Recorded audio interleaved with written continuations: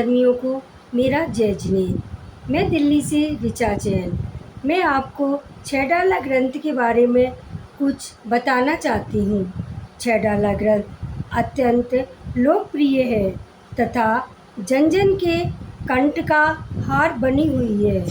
इस ग्रंथ में संपूर्ण जैन धर्म का मर्म छिपा हुआ है। यदि हमें जैन धर्म की बेसिक जानकारी चाहिए तो सबसे पहले छह ग्रंथ का स्वाध्याय करना चाहिए। छह ग्रंथ पंडित दौलत राम जी द्वारा लिखा गया है।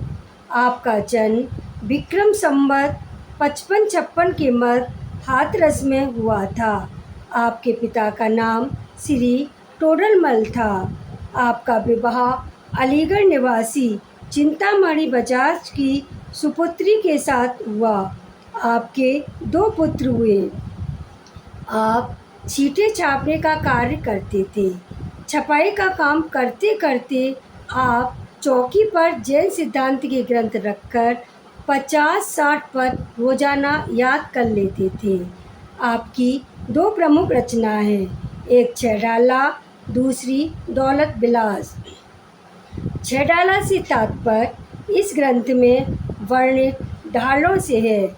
जिस प्रकार युद्ध क्षेत्र में शत्रु पक्ष के बाणों से बचाव के लिए ढालों का प्रयोग किया जाता है, उसी प्रकार इस संसार चक्र में इस जीव को 84 लाख योनियों में भटकाने वाली मिथ्या दर्शन, मिथ्या ज्ञान, मिथ्या चारित्र से बचाव के लिए छह ग्रंथ है। पहली ढाल में 4 गतियों के दुखों का वर्णन किया गया है कि ये जीव त्रियंच गति, नरक गति, मनुष्य गति और देव गति में किस प्रकार दुख उठा रहा है।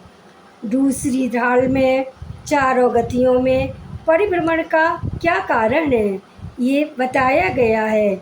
मिथ्या दर्शन, मिथ्या ज्ञान और मिथ्या चारित्र के वश होकर ये जीव 4 गतियों में परिभ्रमण कर रहा है।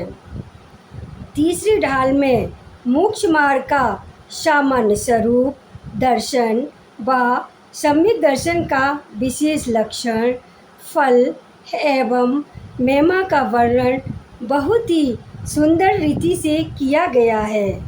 चौथी ढाल में सम्यक ज्ञान का स्वरूप, फल एवं महिमा के साथ साथ सम्यक चारित्र के अंतर्गत पंचम गुण स्थानवर्ती देश प्रति श्रावक के 12 व्रतों का वर्णन किया गया है।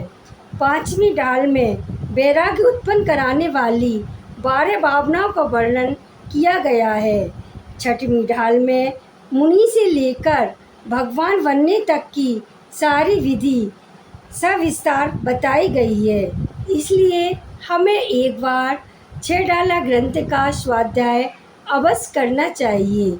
इसी के साथ मैं विराम लेती हूँ। जय जिनेंद्र।